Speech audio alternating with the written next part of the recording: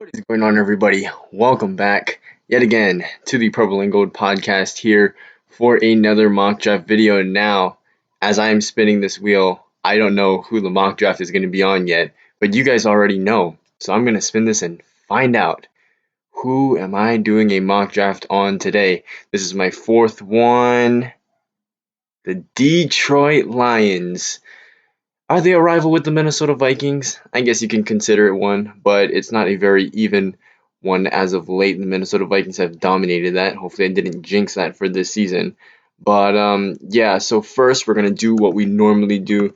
We're gonna take a look at the Detroit Lions depth chart so we can see what this team looks like before we head into the draft. So obviously, new franchise quarterback Jared Goff is here, along with second year pro DeAndre Swift at running back. And then they lost all their wide receivers. Kenny Galladay and Marvin Jones basically was their entire receiving core, and they're both gone. So now you have Tyrell Williams and Brashad Perriman, who are wide receiver two, threes at best. And then you have, Khalif Raymond, Geronimo Allison, Quintez Cephas. They're all backups, if we're going to be completely honest here. Hawkinson, probably one of the better tight ends in the NFC. And then you have Decker, Jackson, Ragnow, Vaitai, and Crosby. The left side and the center of this offensive line is pretty strong, but I think Vaitai and Crosby could definitely be upgraded. And then we take a look, Romeo Akwara on this base 4-3 defense has been quite an underrated player in the league for the past few years. Michael Brockers was also a nice addition. He just threw some shade on Jared Goff, so I don't know how that's going to work. And then Trey Flowers on the other side, definitely not living up to his contract, so that's not good.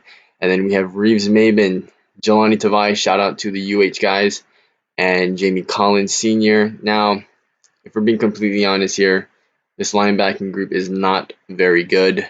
So there's a lot about this team that needs to be upgraded, but hey, that's what the draft is for. It's to build your team up from the ground, right?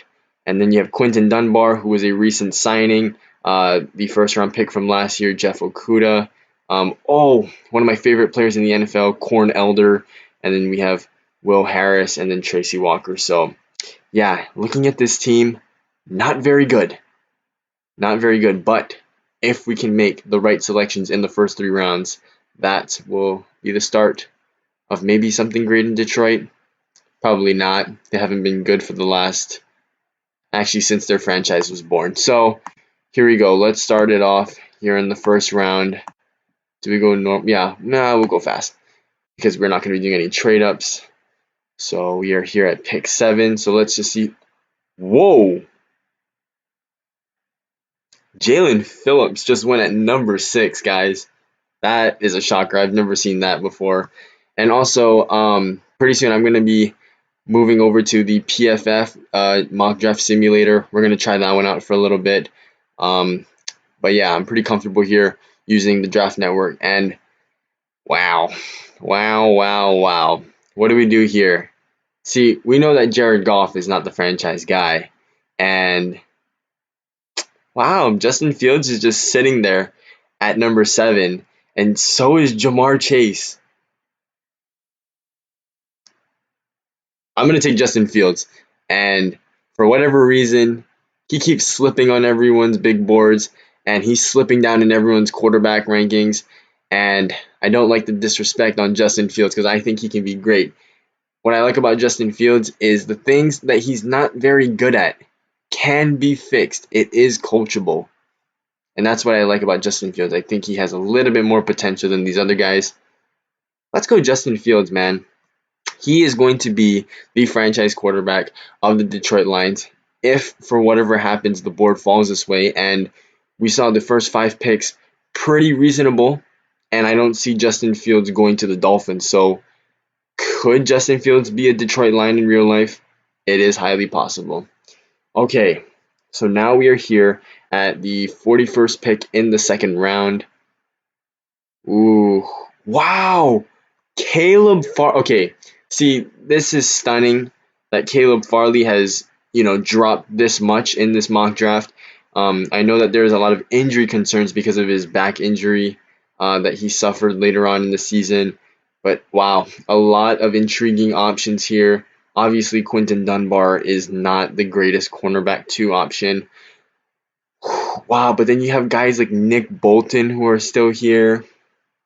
Um, wow, I would feel stupid if I didn't pick Caleb Farley here. I just like you obviously do need wide receivers. Hopefully we can pick one up in the third round. But look, you have your franchise quarterback, and if you can get a solid cornerback too, a guy who many people have regarded as a first round talent in the mid second round, I think this is a pretty solid pick if you ask me. And you draft a wide receiver in the first or second round, okay? They're most likely not going to make that much of a difference for your team in 2021. So maybe you pick up a guy in free agency next year, or maybe you trade for one now. Whatever it is you're planning to do, but I think Caleb Farley should be the pick here in the second round.